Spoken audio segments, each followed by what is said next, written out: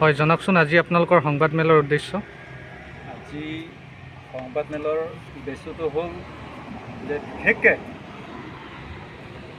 24 নং দেওকনী সমষ্টিৰ ভিতৰত অন্তৰ্গত যিকোনো কামৰ ক্ষেত্ৰত আহিলেও বা দিলেও উন্নয়ন ক্ষেত্ৰতে বোলক বা কিবা ক্ষেত্ৰতে বোলক যে বিশেষকৈ এই পাহাৰ এলেকাত ক'বলৈ গ'লেতো কাৰ্বি এলেকাত কাৰ্বি বসতি অঞ্চলত যে উন্নয়ন ক্ষেত্ৰত চোৱাটো অলপ সীমাহী যেন আমি অনুভৱ কৰিছোঁ।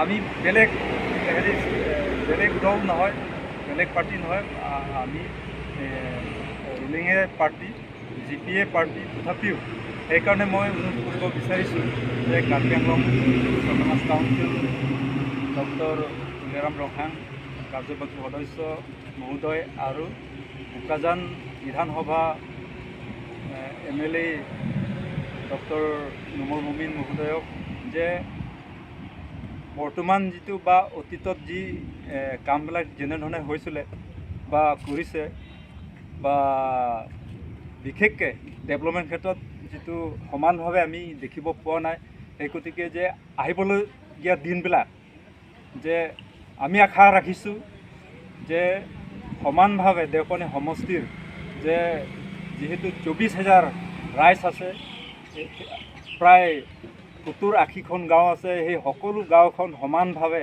চকু দিব বুলি মই আশা ৰাখিছোঁ।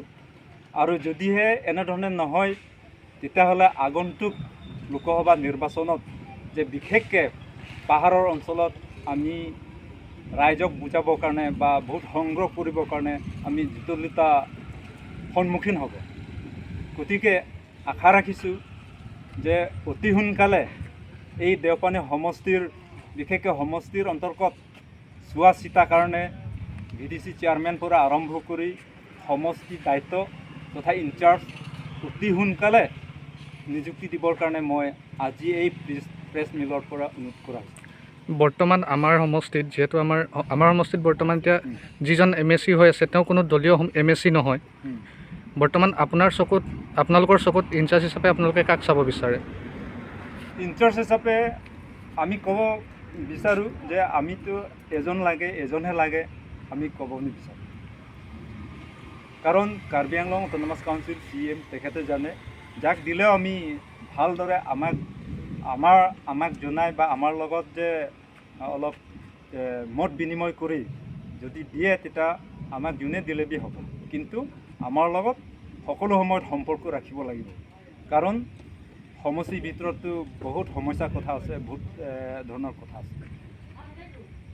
ক'ব বিচাৰোঁ যে বিশেষকৈ এইবাৰ সেই অংগনবাদী যিটো চেণ্টাৰ, এই বিল্ডিং, এই গৃহ নিৰ্মাণটো যে প্ৰায় 12টামান আছে, 12টা কনষ্ট্ৰাকশ্যন কমিটি আছে। সেই কনষ্ট্ৰাকশ্যন কমিটি যে এজনক তিনি ঠাইতকৈ চেয়াৰমেন হিচাপে ইয়াত নিযুক্তি দিয়া হৈছে।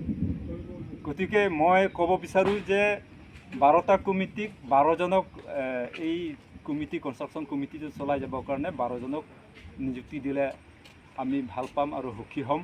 আৰু লগতে ইয়াত সকলো জনগোষ্ঠীক ৰাখিব লাগিব। বিশেষকৈ আমাৰ চকুত পৰিছে যে কাৰ্বি সম্প্ৰদায় ইয়াত কোনো এজন ব্যক্তি ইয়াত লগত জড়িত কৰা নাই। এই গতিকে আশা ৰাখিছোঁ যে সেই কমিটিটো যদি পাৰে তো নতুনকৈ নতুনকৈ কনষ্টিটিউট কৰি সেই উলিয়াবৰ কাৰণে বা দিবৰ কাৰণে মই ঠিক আছে, ধন্যবাদ। হ'বনে?